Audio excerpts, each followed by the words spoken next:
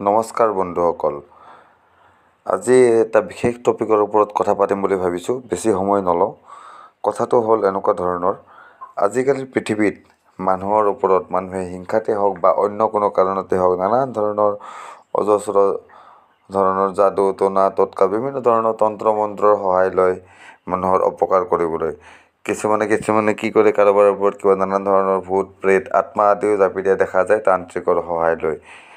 আৰু বন্ধুসকল, কেতিয়াবা কি হয়, কোনো আপোনাৰ ওপৰত কোনো অপকাৰ নকৰাকৈয়ে কিবা আপোনাৰ ভুলবশতেই হওক বা কিবা অন্য কোনো কাৰণতেই হওক, কি হয়, আপোনাৰ ওপৰত এইবিলাক অশৰীৰী আত্মাৰ বা যিবিলাক অশৰীৰী বতাহ থাকে, হাৱা থাকে, সেইবিলাকৰ প্ৰভাৱ আপোনাৰ ওপৰত পৰে বা প্ৰত্যক্ষভাৱে ক'ব গ'লে আপোনাৰ গাত সেই আত্মাটোৰ প্ৰভাৱ পৰে আৰু আপোনাৰ গাত সেই অশৰীৰী আত্মাটো লম্ভি আহে, যাক অসমীয়াত লম্ভি আহে বুলি কয়। তেনেকুৱা ধৰণৰ লম্ভি আহে।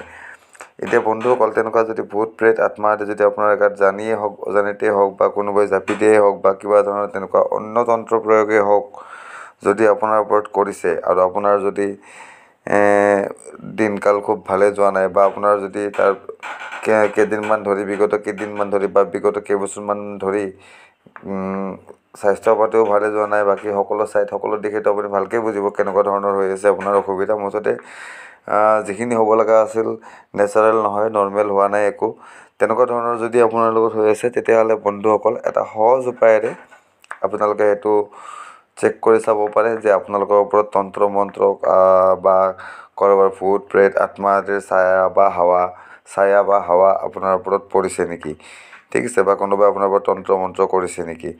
তাৰ এটা একদম সহজ উপায় আছে বন্ধুসকল, যিটো মই আপোনালোকক কৈ দিছোঁ। আপোনালোকে কি কৰিব বন্ধুসকল, এটা গোল নেমু লৈ আহিব বজাৰৰ পৰা কিনি।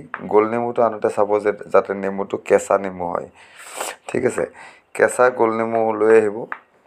লৈ আহি পেলাই সিদিনাখন কি কৰিব, আপোনালোকে গোল নেমুটো আনি পেলাই সন্ধিয়া যেতিয়া চাকি দিওঁতে আপোনালোকৰ পূজা কৰা স্থানত য'ত চাকি দিয়ে তাতে থৈ দিব।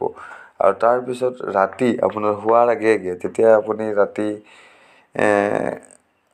ৰাতি যেতিয়া আপুনি খানা পিনা শেষ কৰি যেতিয়া আপোনাৰ খাদ্য চাদ্যৰ কামবিলাক শেষ হোৱাৰ পিছত, ভোজন পৰ্ব শেষ হোৱাৰ পিছত আপুনি সকলো আপোনাৰ কাম কাজবিলাক শেষ কৰি পুনৰ সেই নেমুটো আপোনাৰ পূজাস্থানৰ পৰা লৈ আহি য'ত আপুনি শুব, যিখন বিচনাত আপুনি শুব, সেই বিচনাৰ গাৰুৰ তলত, যিটো গাৰুত আপুনি শুব সেই গাৰুটোৰ তলত লৈ শুই থাকিব।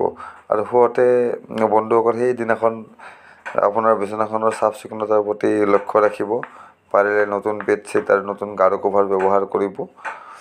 আৰু তাৰপিছত আপুনি নেমুটো আপোনাৰ মই কোৱা ধৰণে গাৰুৰ তলত লৈ পেলাই শুই থাকিব বন্ধুসকল। আৰু পিছদিনা ৰাতিপুৱা উঠিয়ে বাহিৰমুখে আপোনালোকে নেমুটো বিচনাৰ পৰা উঠিয়ে নেমুটো চাব, নেমুটো প্ৰত্যক্ষ কৰিব। যদি নেমুটো আপুনি থোৱা ধৰণেই আছে, তাত কোনো ধৰণৰ বিসংগতি অহা নাই, বিসংগতি মানে মই এইটো বিসংগতি কৈছোঁ, নেমুটো ফুটি যোৱা কাটি যোৱা নহয়, এনেকুৱা ধৰণৰ বিসংগতি যে নেমুটোৰ কালাৰটো সামান্য হ'লেও চেঞ্জ হৈ যাব। যেতিয়া আপুনি নেমুটো কেঁচা একদম সেউজীয়া নেমু যদি আনিছিল, আপোনাৰ ঘৰত যদি নিগেটিভিটিৰ প্ৰভাৱ আছে বা আপোনাৰ ওপৰত যদি নিগেটিভিটিৰ প্ৰভাৱ আছে আৰু সেই নিগেটিভিটি যদি ধৰক বেছি ষ্ট্ৰং নহয় বা বেছি পাৱাৰফুল নহয়, তেতিয়াহ'লে নেমুটোৰ যিটো ৰং বা কালাৰ সেইটো কিঞ্চিত চেঞ্জ হ'ব বা সামান্য ধৰক এনেকুৱা ধৰণৰ সামান্য হালধীয়া হৈ যাব, ধৰক তেনেকুৱা ধৰণে চেঞ্জ হ'ব।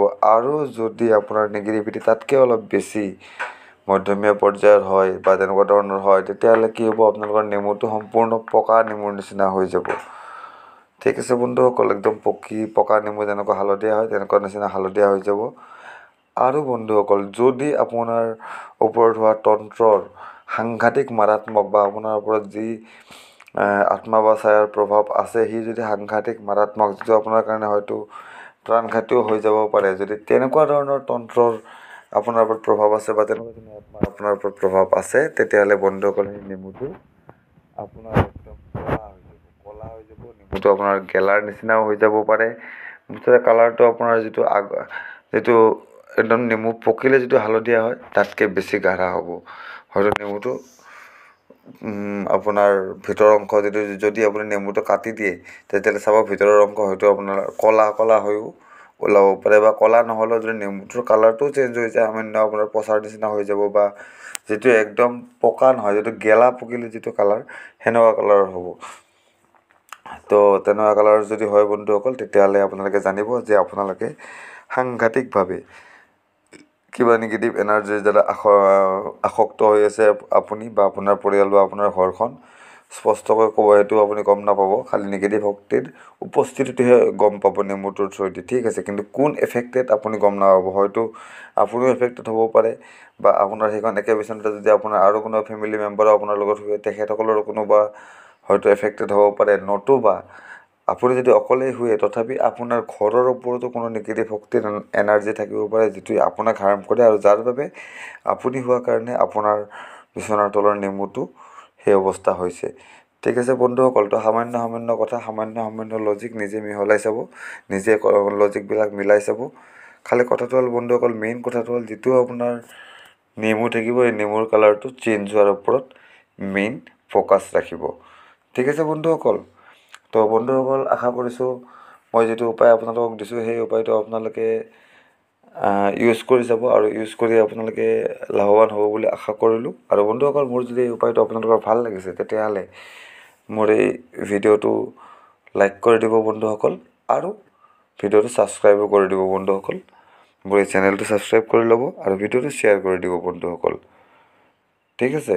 তো আগলৈ এনেকুৱা ধৰণৰ নতুন তথ্য আৰু নতুন ৰেমেডিছেৰে পুনৰ লগ পোৱাৰ আশাৰে আজিলৈ ওম নমঃ শিৱায়।